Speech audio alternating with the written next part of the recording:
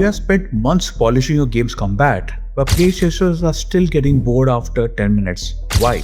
Because they have played the similar combat loop multiple times before.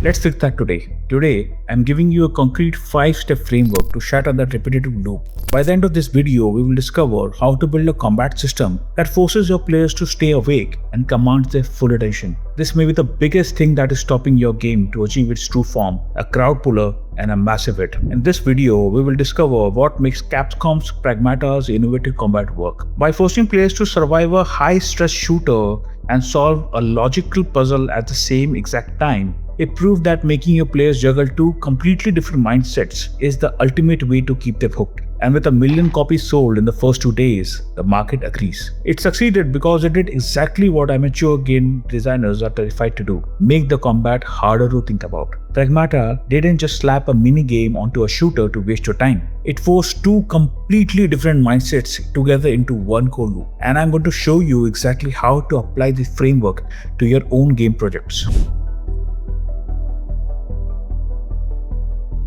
First, let's talk about your current combat loop and why it's probably failing. You are likely stuck on a AAA plateau. Dodge, shoot, reload, report, repeat. Or if you are building a melee game, it may be block, strike, parry, repeat.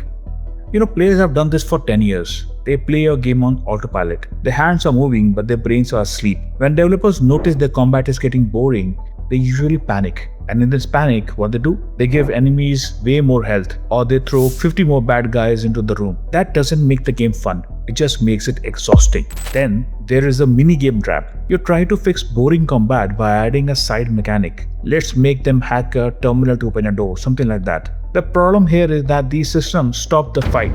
The adrenaline dies. It takes the player out of action, keeping them, instead in it. Here's how Pragmata completely solves this. They built a lock and key system using their two main characters, the astronaut Hugh and the android Diana. First, you have Hugh. When you control him, your brain is focused on space, crowd control and ammo. But Hugh cannot kill big enemies with his guns alone. The enemies have digital shields. You can shoot them all day and it does nothing. You cannot just brute force your way through it. Second, you have Diana. When the focus shifts to her, your brain has to switch to logic and fast problem solving. She has to beat a high-speed grid puzzle to break the enemy's shield. But humans can't solve a puzzle and shoot a gun at the same time without feeling frustrated. This is where the genius gear shift happens. Hugh uses a status round to temporarily freeze the enemies in place. This buys you a tense 3-second window. You stop looking at the 3D world, you look at a 2D screen, and you solve Diana's puzzle. Once you solve it, the enemy's shield breaks. You are instantly rewarded with a huge window for Hugh to deal massive damage. The shooter and the puzzle literally cannot exist without each other in this game. Is it possible to come up with something similar for your game? Well, not exactly similar, but something along the same lines that would make your game's combat that much more fun. Well, here is a simple 5-step framework to build your own dual combat system that you can try today. Step 1. Pick 2 totally different actions.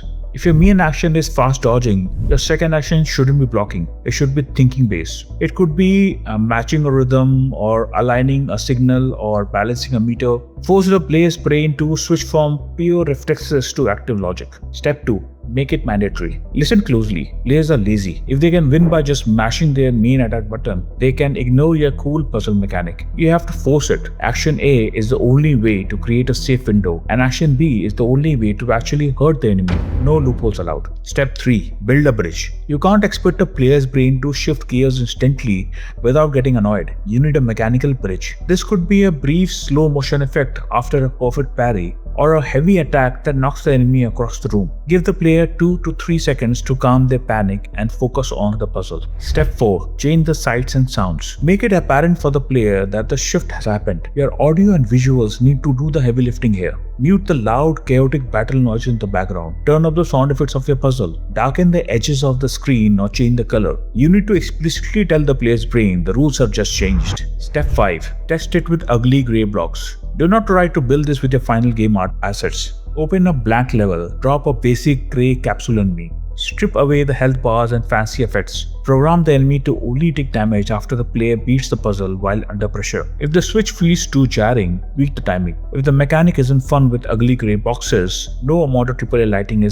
save it. See, Pragmata proves that gamers aren't afraid of complex, demanding combat. They are starving for it. They want games that make them think, not just react. So here is a homework. Open your design document right now. Look at your main combat action. Find one thinking-based action you can tie to it and map out a strict loop between the two. Do not close your file until you have mapped it out on paper, or at least give it a try. To help you along the way, here is a fun little activity to start with. What two different genres, completely different genres, do you think could be mashed together in a single combat loop? Let me know in the comments below. If you want to master the art of building cool games and that are loved not only by your players but also by your bank, hit subscribe. Now let's get back to work. See ya.